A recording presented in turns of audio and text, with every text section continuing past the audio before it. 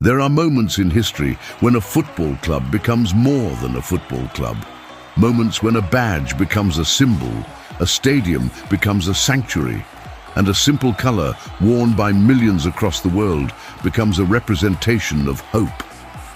Manchester United was one of those rare institutions. It was never just about 90 minutes on a football pitch. It was about dreams. It was about belonging. It was about generations of families passing down a love that could never be measured in money, trophies, or statistics. Because Manchester United was built on something far more powerful than success. It was built on identity. Before the millions of fans, before the global fame, before the television cameras and the commercial empire, there was a club fighting for survival, a club born in the industrial heart of England, a club that carried the spirit of Manchester itself, hard-working, resilient, unbreakable. In the early years, the club faced financial struggles and uncertainty, but slowly a vision began to take shape. A vision that football could be played differently, that young players could be trusted, that attacking football could inspire generations, that a club could represent a community, and that vision belonged to one extraordinary man, Sir Busby.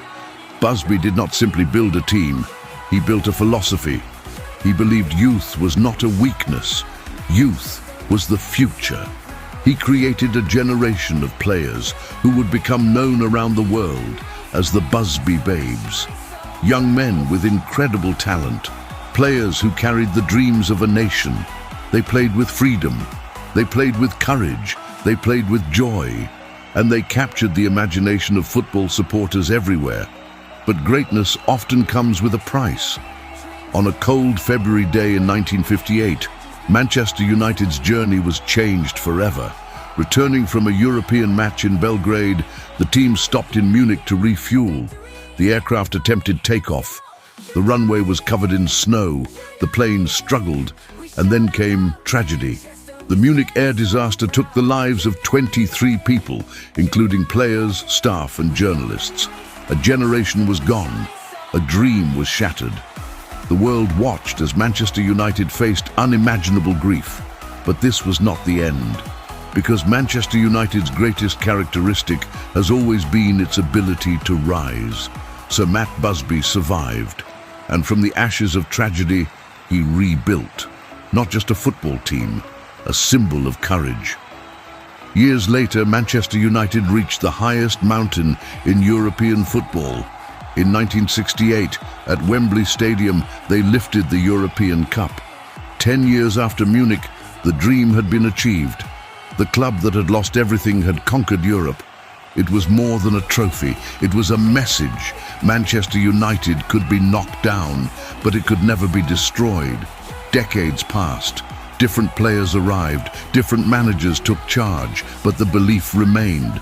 Then came another defining figure, a man who would transform Manchester United forever, a man from Scotland with a relentless hunger for success, Sir Alex Ferguson.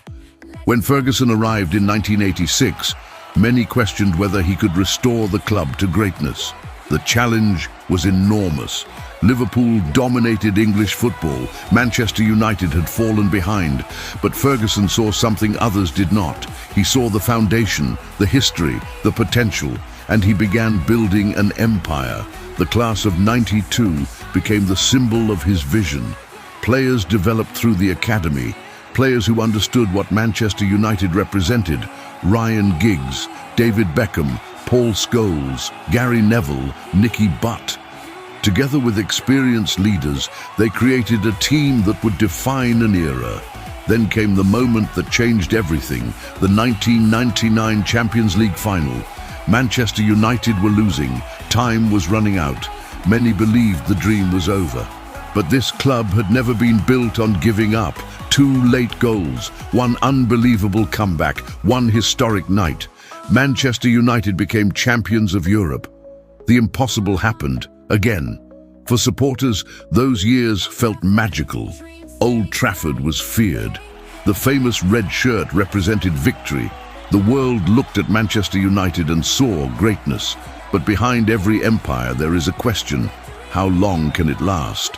And what happens when the people controlling that empire see it differently from the people who built it?